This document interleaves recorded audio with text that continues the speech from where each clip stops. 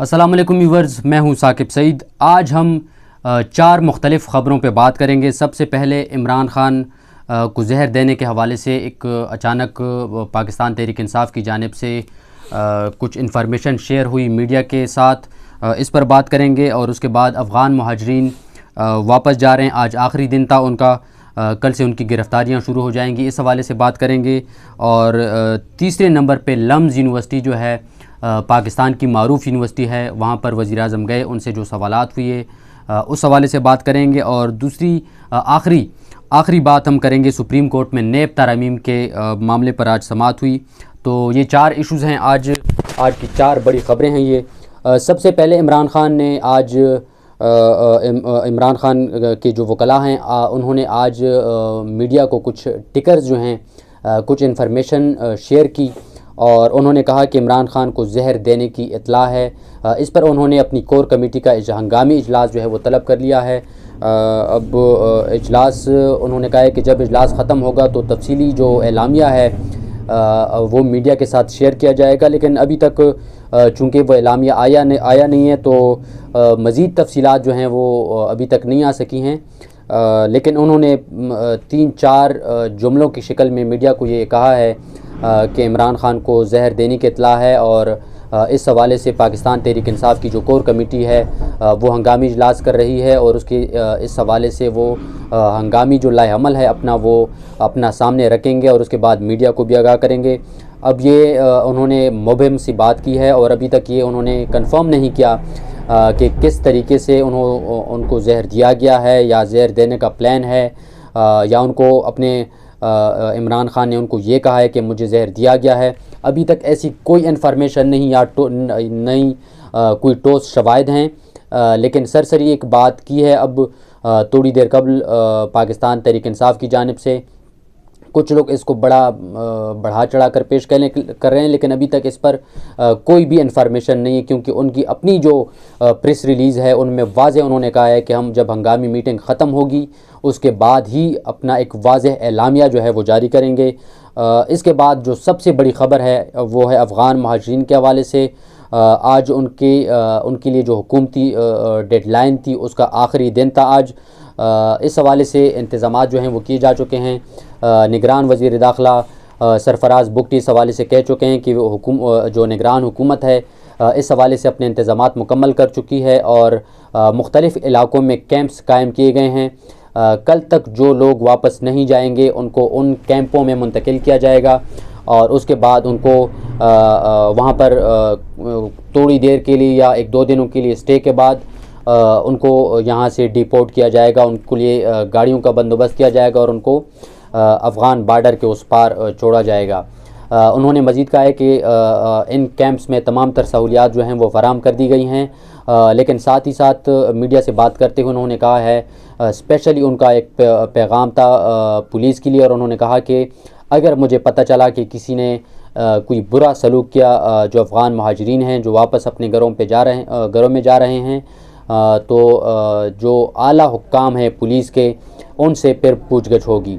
तो आज आखिरी दिन है। थोड़ी देर कबल तक जो मेरे पास इंफॉर्मेशन थी, जो अदाद शुमार थे, अब तक 1 लाख के करीब 1 लाख से ज़ायद अफ़गान शहरी जो हैं गैर कानूनी तौर पर जो यहाँ पर रिहाइश पजीर थे वो जा चुके हैं, जिनमें ज़्यादातर तादाद जो है वो बच्चों की है।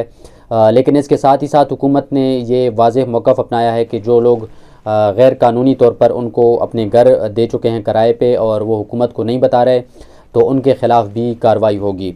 दूसरी अहम बात यह है कि अफ़गान शहरी जहाँ जहाँ रह रहे हैं हुकूमत ने उनकी जियो टैगिंग जो है वो की हुई है और हुकूमत तमाम तर इन्फॉर्मेशन जो है वो कलेक्ट कर चुकी है कि कौन से अफ़गान शहरी कहाँ पर रह रहे हैं, उनकी जायदादें कहाँ पर हैं, उनकी दुकानें कहाँ पर हैं, कारोबार वो कहाँ पर कर रहे हैं और उनकी फैमिली मेम्बर समेत तमाम तर जो डेटा है वो इकट्ठा किया जा चुका है। तो अब कल से जो लोग अफ़गानिस्तान रवाना होने की बजाय यहाँ पर रिहाइश पजीर होंगे उनके ख़िलाफ़ कार्रवाइयों का सिलसिला जो है वो शुरू हो जाएगा। तीसरा जो पॉइंट है जिस पर हम अभी बात करेंगे वो यह है कि कल निगरान वज़ीर-ए-आज़म अनवारुल हक काकड़ लम्ज़ यूनिवर्सिटी गए, जहाँ जिसका शुमार पाकिस्तान की मारूफ तरीन और महंगी तरीन यूनिवर्सिटियों में शुमार होता है। वहाँ पर कुछ जो तालिब इल्म थे उनके सामने बैठे हुए थे, उन्होंने कुछ सवालात की। अब उस पर पूरी सोशल मीडिया पर डिस्कशन चल रही है। कुछ लोग उन तलबा के हक़ में बात कर रहे हैं और कुछ कह रहे हैं कि जो निगरान वज़ीर आज़म ने उनको जवाबात दिए उन्होंने बिल्कुल ठीक किया है। अगर उन 4 जो तालिब इल्म जो सवाल कर चुके हैं, जिनके आप तस्वीर देख रहे हैं सोशल मीडिया पर, उनके अगर सवालात आप देखें तो उनमें आपको एक चीज़ वाज़ेह नज़र आएगी कि उन्होंने जो सवाल किए हैं उनमें कोई डेप्थ नहीं है, सतही सवालात किए हैं, जिससे आपको अंदाज़ा होता है कि हमारे तालिब इल्म जो हैं, जो यूनिवर्सिटी ग्रेजुएट्स हैं, जो यूनिवर्सिटी में आखिरी सालों में पढ़ रहे हैं, वो कितने फोकस्ड हैं अपने मुल्क की मामलात के हवाले से। तो उनमें से कोई भी सवाल आपको ऐसा नज़र नहीं आएगा जिसमें कोई डेप्थ हो, कोई ऐसी बात हो जो पाकिस्तान के और आवाम के मसाइल की उसमें रहनुमाई हो। आपको उसमें एक झलक नज़र आएगी कि वो लोग अपने गुस्से का इजहार कर रहे हैं और उन सवालात से आपको ऐसे लगता है कि वो वज़ीर आज़म को नीचा दिखाने की कोशिश कर रहे हैं। जो स्टूडेंट्स हैं उनका काम ये नहीं है कि वो किसी को नीचा दिखाने की कोशिश करें, बल्कि वो उनको अपनी जो पढ़ाई है उस पर फोकस करना चाहिए। अगर वो सवाल करना चाहें तो वो एक ऐसा सवाल करें जो जिससे एक डिबेट जनरेट हो। निगरान वज़ीर आज़म ने उनको उनमें से एक स्टूडेंट ने सवाल किया निगरान वज़ीर आज़म से कि आप 45 मिनट क्यों लेट आए, हम यहाँ पर आपके लिए इंतज़ार कर रहे थे। तो उसने कहा कि मेरा बेटा, मेरा आपके साथ कोई ऐसा मुआहदा नहीं था जिसमें कोई फाइनेंशियल टर्म्स एंड रेफरेंसेस जो हैं वो हमने तय किए हुए थे। ये दो तरफ़ा मुआहदा था कि मैं लम्ज़ यूनिवर्सिटी आऊँगा, आपके साथ मैं बात करूँगा। तो मैं लेट इसलिए हुआ कि वफाकी काबीना की मीटिंग थी और वो इतनी अहम मीटिंग थी कि उसको मैं जल्दबाजी में ख़त्म नहीं करना चाहता था। उसकी वजह यह है कि उस मीटिंग का जो असर है उसका असर जो है वो उसने कहा कि आपके फ्यूचर पर है। तो मैं ये नहीं कर सकता कि आपका फ्यूचर ख़राब करूं और जल्दबाजी में किसी वफाकी काबीना की सतह की मीटिंग को जल्द अज जल्द ख़त्म करूं। और मेरे जहन में ये हो, उन्होंने लफ्ज़ इस्तेमाल किया मेरा चंदा। उन्होंने कहा कि मैं ये मीटिंग इसलिए जल्दबाजी में ख़त्म नहीं कर सकता कि मेरे जहन में ये बात हो कि मेरा चंदा जो है वो वहाँ पर इंतज़ार कर रहा है। तो मेरा ख़्याल है कि निगरान वज़ीर आज़म ने उनको अच्छा जवाब दिया है और हमारे स्टूडेंट्स को भी चाहिए कि वो कुछ पढ़ें, कुछ रिसर्च करें और उसके बाद कोई अपने सवालात जो हैं वो आला अथॉरिटीज़ के सामने रखें। लेकिन दूसरी बात यह है कि उन सवालात से हमें पता चलता है कि हमारा जो तालीमी निज़ाम है वो कितना गैर मौसर हो चुका है, कितना आउटडेटेड हो चुका है। आज ट्विटर पे मैंने देखा कि कुछ साफ़ी जो थे वो इंडियन एक इंस्टीट्यूट है IIT, उसका हवाला दे रहे थे कि उनके ग्रेजुएट्स जो हैं वो आपको गूगल में नज़र आएंगे, दीगर जो दुनिया के टॉप क्लास के इदारे हैं उनमें आपको नज़र आएंगे। तो यही फ़र्क है हमारे और इंडिया के जो इंस्टीट्यूट्स हैं, जो मशहूर यूनिवर्सिटीज़ हैं, कि उन्होंने क्या प्रोड्यूस किया और हम क्या प्रोड्यूस कर रहे हैं। हम वो स्टूडेंट्स प्रोड्यूस कर रहे हैं जो डंक का सवाल भी नहीं पूछ सकते किसी वज़ीर आज़म से। उनके सवाल में आपको पता चलता है कि वो किस सतही तौर पर वो चीज़ों को देख रहे हैं। इन डेप्थ नॉलेज उनके पास नहीं है, न कोई उनकी थिंकिंग है कि लॉन्ग टर्म किसी चीज़ के बारे में वो सोच रहे हों। तो ये मामला था लम्ज़ यूनिवर्सिटी का।